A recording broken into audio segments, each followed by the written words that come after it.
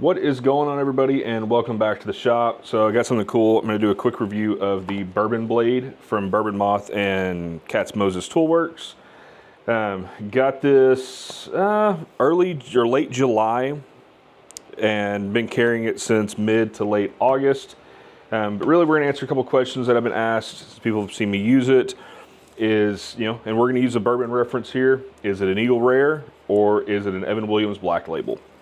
And if you know what I'm talking about, if you know anything about bourbons and whiskey, you know what I'm talking about in my reference here. So first impressions out of the box, I was a little disappointed, especially when I saw that, come on focus, made in China label. You know, it is what it is. I know they're trying to mass produce these and get them as cheap as they can, but for what they're charging for them and the hype behind them, honestly, guys, I mean, you could have charged you could have had them made in the US, is what it is, or made, in, Germany or somewhere else where they make quality tools.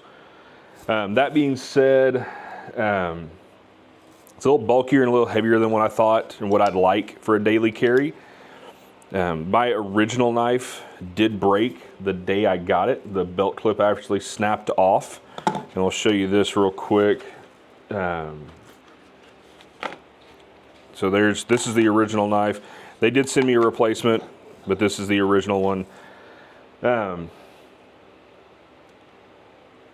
the price of $160 on the sale price, $200 real price, I would expect it a lot more. Now they did say that there was a bad batch that were sent out with this little bitty tiny screw, and if you can see it here, I mean that is a tiny little screw. It barely had like a thread and a half actually holding it in.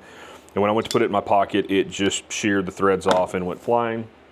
The replacement's held up, though I will say that's more than likely for the fact that I took it apart, put some more thread lock on it, or Loctite on there, and it's held a little bit tighter.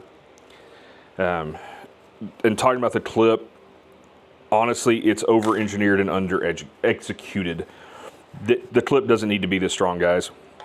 If you look at knives throughout the past, and even high-end knives now, Benchmades, Kershaws, and several others, they use a spring steel, paddle-style clip. I've been carrying a Benchmade for over 15 years now. Same, flat spring steel blade or clip. Never had an issue with it. So this is overkill. I think they were trying to make it feel a little more quality when really that just kind of makes it feel cheap, in my opinion. And the fact that it broke the second I put it on. Looking at the steel itself, it is a Sandvik. What is it? A Sandvik 14C 28N steel. So that's a stainless steel. It's heavy and stainless steel to prevent corrosion. I get why they did it, but honestly, if you're not taking care of your tools, you probably shouldn't be using nice tools anyways.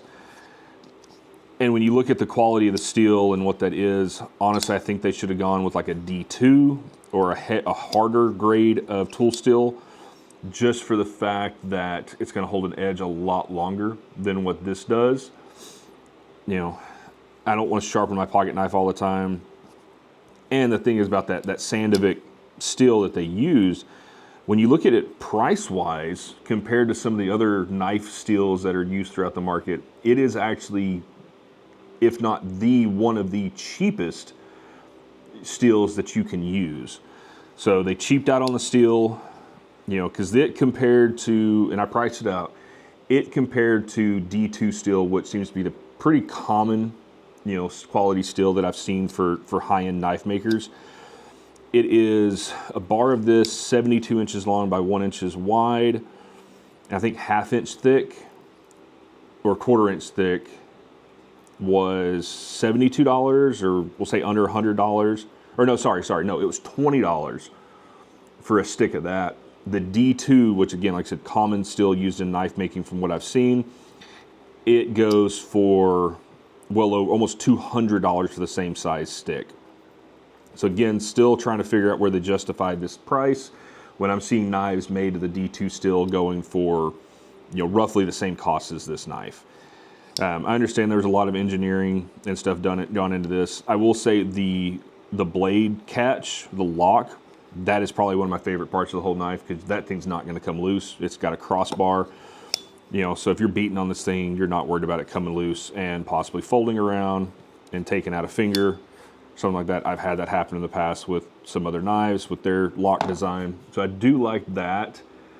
But cost-wise, if you're just buying this to use it as a chisel, go buy yourself some cheap Lee Valleys, or some good Lee Valleys. You can get a set of good Lee Valley chisels for less than what the cost of this is, and still have money left over for a cheeseburger at the end of the day. The edge is sharp. I mean, hell, I just cut my fingernail doing that. So it comes with a nice sharp edge. It cuts open tape and cardboard and rope and, you know, a few little chisel things that I needed to use it for. They work great. But at the end of the day, is it a gimmick? I'd say yes. Before I get to that, the scales. So my first impression on the scales are gas station pocket knife. That is the impression I get from these scales. They feel like just your generic cheap 7-Eleven or, you know, hole in the wall gas station that's selling cheap pocket knives. That's what they feel like to me. So, I mean, again, still trying to justify the cost on it at almost $200 retail, not the sale price, which honestly, that's probably going to be their main price. I truly believe, just looking at the knife and the research I've done, that maybe $100 for this knife would have been justifiable at the end of the day, just with the quality of it at the end of the day. But at the $159, you know, we'll say, is it nice? Yes, it's a nice knife. It's got a nice edge to it. It's got enough heft to it. Does it cut stuff? It cuts stuff. Will I continue to daily drive it? Nope. I'm going to go back to my Old Faithful and go back to my Benchmade or one of my Kershaws or something like that, just because the pocket feel, you know, on a daily basis, it's great. Now, if I'm going off somewhere where I'm going to be doing some construction work or, you know, doing an install, yeah, I'll probably throw this in my pocket or at least have it in my tool bag. Is it a gimmick? I've been asked that a lot across social media, the people that have seen me use it. Do I think it's a gimmick? Yes, I personally think it's a gimmick. It's kind of the opinion that I've been seeing from other people, that it's a gimmick. You know, it's for very, very select few people. You know, I collect knives. It's one of the things I do like to collect. And yeah, cool, it'll look good in my collection of knives, but it's a gimmick. And then going back to the price, is it overpriced? If you include or if you take out the, you know, quote unquote influencer tax, no, it's not overpriced, because most stuff from influencers is going to be more expensive. But if you do away with the influencer tax, yes, it's overpriced. I don't think it's worth half of what they're charging for it. Honestly, because like I said, I've seen high-end knives made with better steel coming in at cheaper or roughly the same price. So they're banking on the gimmick and then the Bourbon Moth name at this price. That's their prerogative. It is what it is at the end of the day. Do I like Jason's content and what he does, and Jonathan and what he does? Yes, I think they do some great stuff for the woodworking community, especially Jonathan at Cast Moses Tools. He definitely does some good stuff for the community. My family and I love watching Jason's content. You know, he puts out good stuff. It's funny. It's informative.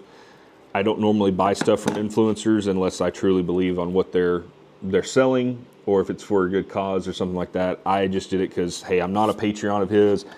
I figured it was a way to support him, and it looked like a cool knife. If I knew then what I know now, would I spent the $150 or $160 plus shipping?